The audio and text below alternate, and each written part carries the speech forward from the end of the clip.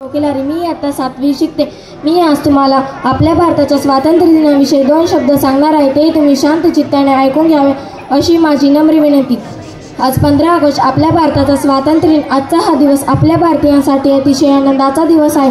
आजचा हा दिवस साजरा करण्यासाठी आपण सर्वजण येथे एकत्रित जमलेलो आहोत। 15 ऑगस्ट 1947 रोजी आपल्या भारताला स्वातंत्र्य मिळाले। त्यासाठी आपल्या देशातील काही महापुरुषांनी आणि क्रांतिकारकांनी आपल्या प्राणाची आहुती दिली, त्यांना स्मरण करण्याचा हा दिवस आहे। आपला भारत देश हा इंग्रजांच्या गुलामगिरीत होता। अनेक वर्षे इंग्रजांची गुलामगिरी सहन केल्यानंतर, इंग्रजांचे अत्याचार सहन केल्यानंतर आपल्या भारताला स्वातंत्र्य मिळाले। आजच्या दिवशी आपण आपल्या शूरवीरांना स्मरण करून त्यांच्या कार्याची आठवण करून देतो। डॉक्टर बाबासाहेब आंबेडकर, पंडित जवाहरलाल नेहरू, महात्मा गांधी, मंगल पांडे, भगतसिंग, राजगुरू, सुखदेव यांसारख्या हजारो क्रांतिकारकांनी आपल्या देशाच्या स्वातंत्र्य लढ्यात अमूल्य योगदान दिले आहे। त्यांच्या बलिदानामुळे आपला भारत देश स्वतंत्र झाला। आपण भारताचे नागरिक या नात्याने आपल्या देशाचे स्वातंत्र्य अबाधित ठेवणे आपले कर्तव्य आहे।